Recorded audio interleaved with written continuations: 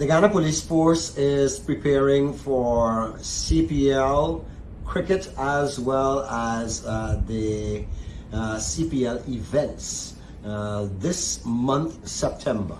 And heading that task force that is responsible for security is none other than Deputy Commissioner Operations, Mr. Ravindradat Budhram, who will tell us a little bit about it. Good day, sir, and welcome. Good day, Stan. Thank you for having me here. Right. In a nutshell, we all are aware now that CPL is here and Cricket Carnival is here.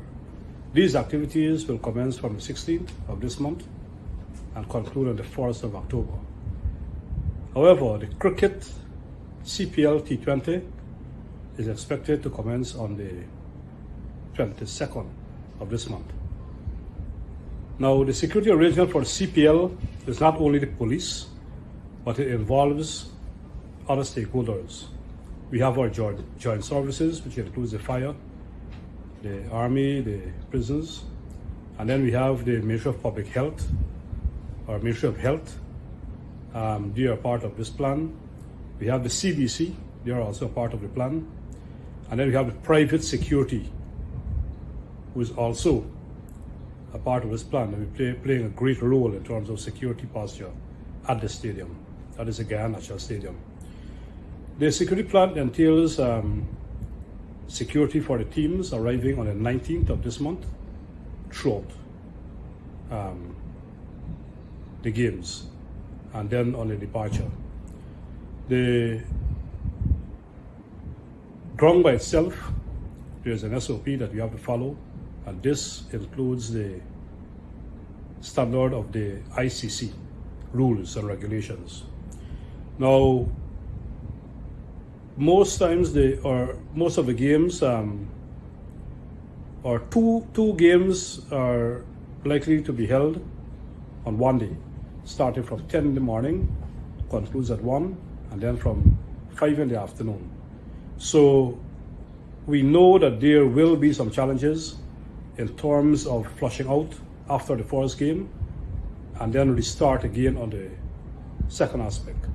So at this time, I want to ensure, or I want to be clear, that persons or cricket fans coming to the games, by now, they will have their tickets or their bands and know which stand they are heading to, either the grass mound or the red stand or green stand. We will be having two scanning entrances at the turnstile, the one to the east and north and the one to the south. We'll be having private security and police there. We'll be doing the searches to ensure that prohibited items are not entered into the ground. But prior to that, on arrival at the ground, there might be passes selling at the entrance, that is on the public road. Security arrangement will be there, and we are ensuring an orderly manner by the police presence. And then coming through the main gate, a soft check will be done. A soft check will be done, that is to ensure that you have your tickets and you do not have anything or prohibited items before you enter to the turnstile. So we need to make sure and ensure that we have, or we comply with the rules and regulation before entering the ground, which will be advertised by now. So we want to implore on fans who are coming to the ground to ensure that they have the tickets and do not have any prohibited items. Guns are not allowed. Sharp objects, implements are not allowed. Persons with a licensed firearm will have to lodge your firearms at station before coming to the ground. That is for persons who are entering the ground to watch the game. Secondly, one of the challenges we foresee after the first game, we'll have to clear the entire ground or the stands before the second game commences. And we're asking you to please adhere to instructions. The DJ will be giving instructions. Please adhere to that. You will have to clear the ground, come out on the parking area, wait, or if you want to leave and return at the required time when the game is expected to start. The gates will be opening 2 hours prior to the games, so there will be adequate time to enter the ground. The other issue that I want to address at this point is the traffic arrangements. And you know, the stadium has the ability or the capability of accommodating about 20,000 persons. And CPL Cricket coming to Guyana after a very long time, we're expecting that a lot of persons will want to attend. And that is based on tickets that have been sold. We have anticipated that.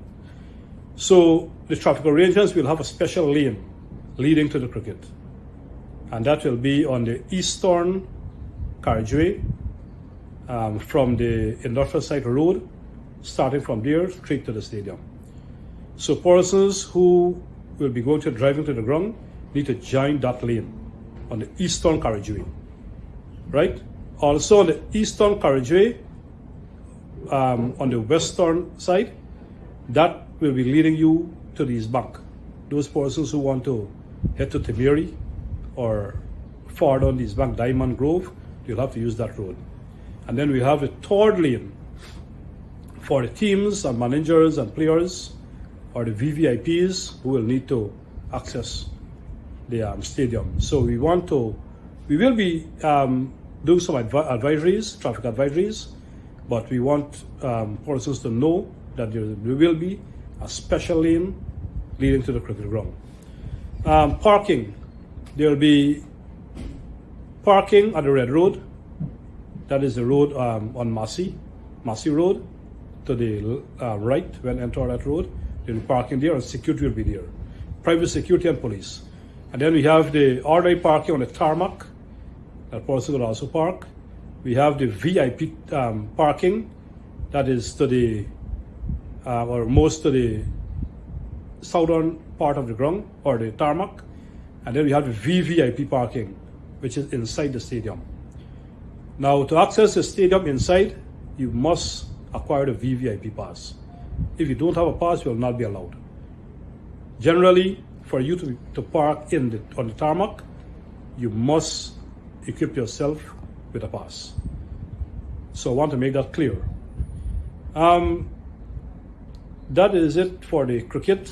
However, while that is taking place, the police would have noted, and as part of our plan, we will be providing security on the roads or roadways. We have patrol the corridors to ensure that persons are walking or parked, their vehicle has not been vandalized or they are not being robbed.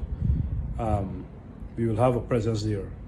Patrols will be throughout the corridors. We know a lot of visitors will be coming. We advise them that if they need to move, they could inform the police and we could move them or provide some form of security. This arrangement also includes the fire service. On the match days, we'll have the fire service standby and a medical team. CDC will also be present and we'll have volunteers as well, right? So in the event that anybody needs advice or guidance, the volunteers will be there to assist. Of course, training has already commenced with these persons to ensure that everything runs smooth for cricket. The police, we want a incident-free on these games, and we are imploring on persons to avoid or comply with all rules by the police, take instructions, especially drivers. You know, some of them might want to stop and gaff. We don't want that. We want a free flow of traffic. Whoever need escort as a VIP or the VVIPs or the teams, tactical and traffic escort will be there to ensure them to and from the stadium. The second aspect in terms of these activities or the events concern the Cricket Carnival. And these events commenced on the 16th of this month. We have the Guyana night, we have duck curry, we have the chutney show in Barbies, we have shows in Linden, Blue Lake. We also have the the current competition in West Demerara, that is the synthetic track ground. We have the exhibition site in Sophia. We have the activity at behind the Marriott. These are all Cricket Carnival activities. I want to make it clear that for the CPL, there is a team, and for the Cricket Carnival, there is also a different team, which includes the division commanders, fire service, the planning committee for the Ministry of Culture, health, and other agencies that will be pooling resources to ensure that these events are incident-free. Of course, the police, we have a posture at the stadium for these events. We have a posture at the National Park, and the same posture will cascade into different areas of events.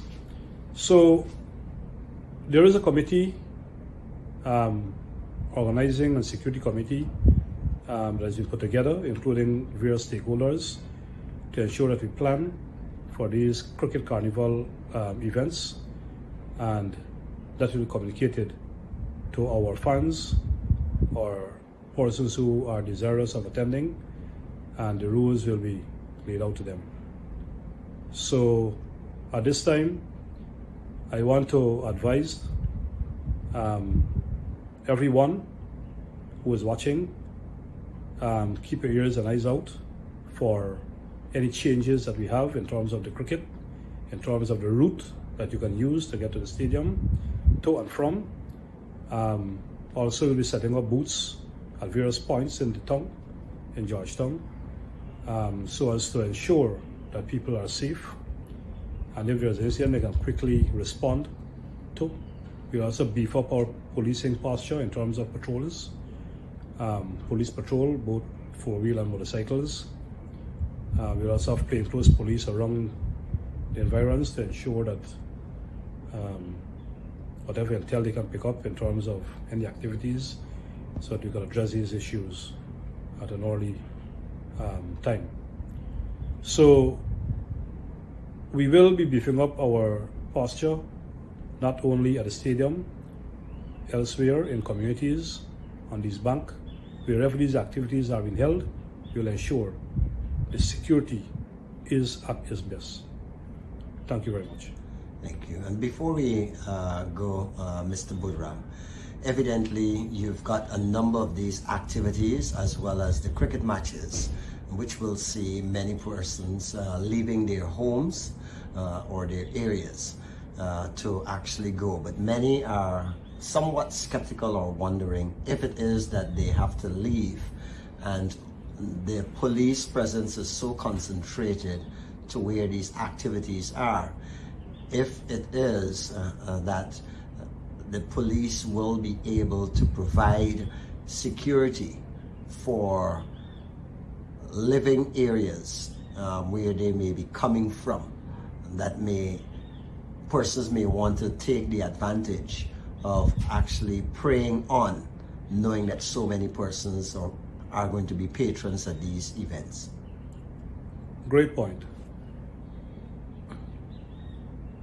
The police that will be performing the duties at the stadium are not necessarily police from the various divisions. So therefore, the divisional commanders still hold their responsibility to provide security for the community, right? But from headquarters, we will look to see the needs that they may want to raise, and we'll address it. But I can assure you that there will be adequate patrols in the neighborhoods. As I said, where these activities are happening, we will ensure that security will be at its best in these areas, right? And finally, we also heard that you made mention of private security firms, but you've also partnered with the community policing groups. Yes. Is there still a chance for some of those to come on board with the posture that you have, or you've been able to engage all so far? We work with everybody. Private security, We held meetings with the private security. We told them what is expected. The CPG, no doubt, they will come out in numbers and assist the police in providing security. Thank you very much, Deputy Commissioner in charge of operations, Mr. Ravindradat Budhram. Thank you.